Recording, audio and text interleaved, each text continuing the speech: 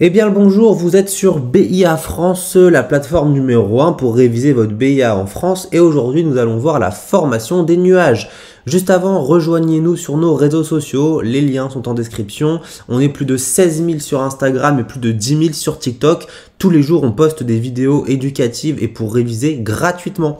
Venez également sur notre plateforme, le lien est en bio, bia-fr.com, vous pouvez vous inscrire en 30 secondes et vous aurez accès à tous les cours du BIA, plus de 1000 QCM d'examen officiel pour réviser et un forum privé. Enfin, toujours le lien en bio, on a notre livre disponible sur Amazon et numéro 1 des ventes depuis plusieurs mois. Un petit livre synthétique pour réviser votre BIA, que ce soit chez vous, dans les transports, avant de dormir, partout, juste avant l'examen, c'est possible aussi. Et on commence donc le sujet du jour, la formation des nuages. Un nuage, il faut savoir que c'est formé d'une multitude de gouttelettes d'eau ou de cristaux de glace en suspension dans l'atmosphère. Un nuage, c'est ça. Un nuage, c'est une multitude de gouttelettes d'eau en suspension dans l'atmosphère, ou parfois de cristaux de glace, mais plus généralement de gouttelettes d'eau. Pour qu'un nuage se forme, il faut donc que la vapeur d'eau, qui est un gaz invisible dans l'atmosphère, se condense en eau liquide pour former des petites gouttelettes d'eau ou des petits cristaux de glace qui vont former les nuages. C'est-à-dire qu'en fait, il faut atteindre la saturation de l'air. Il faut que l'air sature, qui sera alors le point de départ de la formation des nuages, des brumes et des brouillards. Nous étudierons deux processus qui conduisent à la formation des nuages. Un nuage peut se former par deux processus. Le premier, c'est un processus de refroidissement de l'air à pression constante, dit refroidissement isobar. Et le deuxième processus, c'est un refroidissement de l'air lors d'un soulèvement d'air par détente. Mais dans tous les cas, vous voyez, le point commun, c'est que pour qu'un nuage se forme, il faut que l'air déjà se refroidisse suffisamment.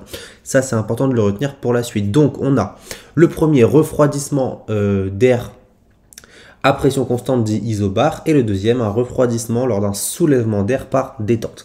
Et vous allez voir que ces deux processus donnent deux types de nuages bien différents. C'est parti pour le refroidissement isobar. Un refroidissement isobar, c'est-à-dire à pression constante et donc à altitude constante, c'est-à-dire près du sol, se produit chaque nuit du fait de la perte de chaleur du sol par rayonnement.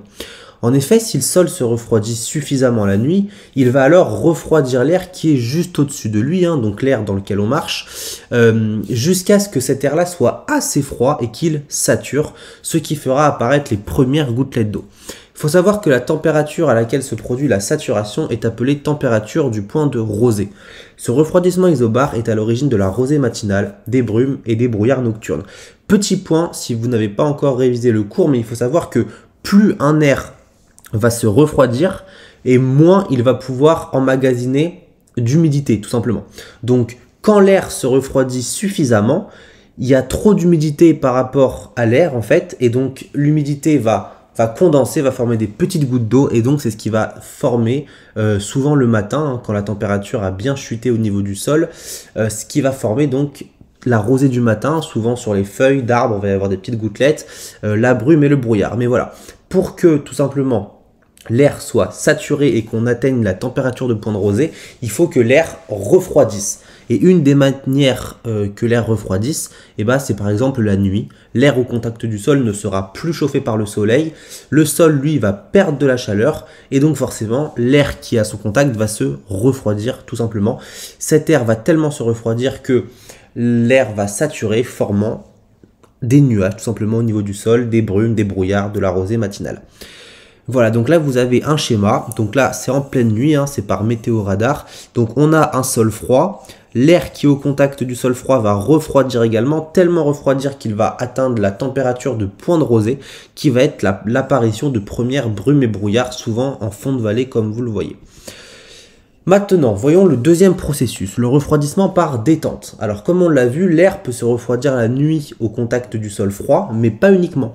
L'air peut également se refroidir lorsqu'il s'élève en altitude par détente.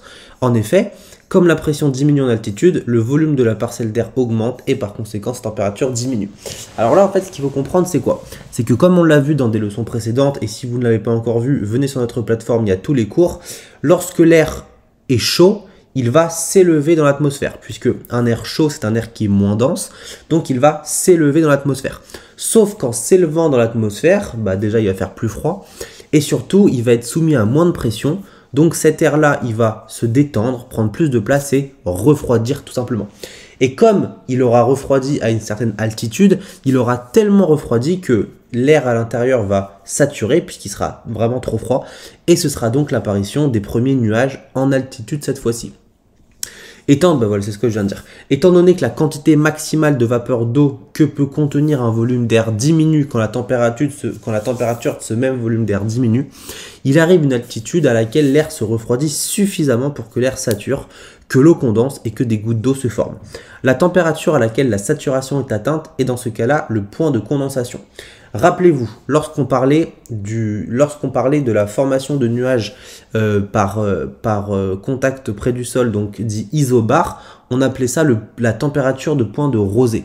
Mais lorsque on va parler de cette condensation de l'eau à l'intérieur au niveau de la détente, donc quand l'air va monter en altitude, on appelle ça le point de condensation. C'est exactement le même processus physique, hein. Dans tous les cas, l'air se refroidit et sature, mais c'est important de les différencier. Donc là, quand on parle de création, de formation de nuages par détente, on va dire le point de condensation. Quand on parle de la formation des nuages par processus isobar, on parlera de température de point de rosée. J'espère que c'est clair pour vous. Là, par exemple, on a un schéma, donc on a un air qui est réchauffé par le sol, hein, comme vous voyez, air réchauffé par le sol. Il va monter en altitude, et en fait, plus il va monter et plus il va se refroidir, hein, puisque déjà, l'atmosphère est plus froide en altitude, mais également parce que la pression, comme elle est moins élevée en altitude, la parcelle d'air va se détendre. L'air chaud qui montait va se refroidir, former des nuages, et comme il est froid, va retomber, et ainsi de suite. Voilà. Il faut bien faire la différence, hein, il faut bien comprendre que le refroidissement isobar, donc au contact du sol, hein, crée des nuages plats au contact du sol. Et le refroidissement par détente, lui, crée des nuages cumuliformes, épais et hauts en altitude. Voilà.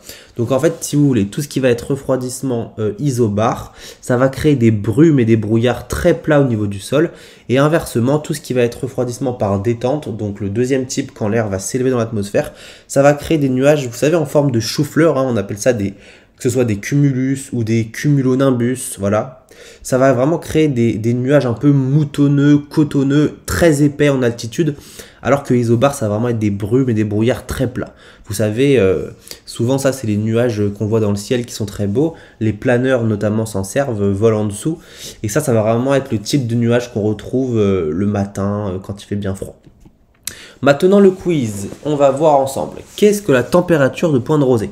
Dites-moi ce qu'est la température de point de rosée en commentaire. 2. Le brouillard se forme-t-il par refroidissement isobar ou par détente? Intéressant. Et enfin, un cumulus, est-ce qu'il se forme par refroidissement isobar ou par détente également? Donc donnez bien les réponses en commentaire. Si vous avez des questions, n'hésitez pas. À bientôt pour une prochaine vidéo.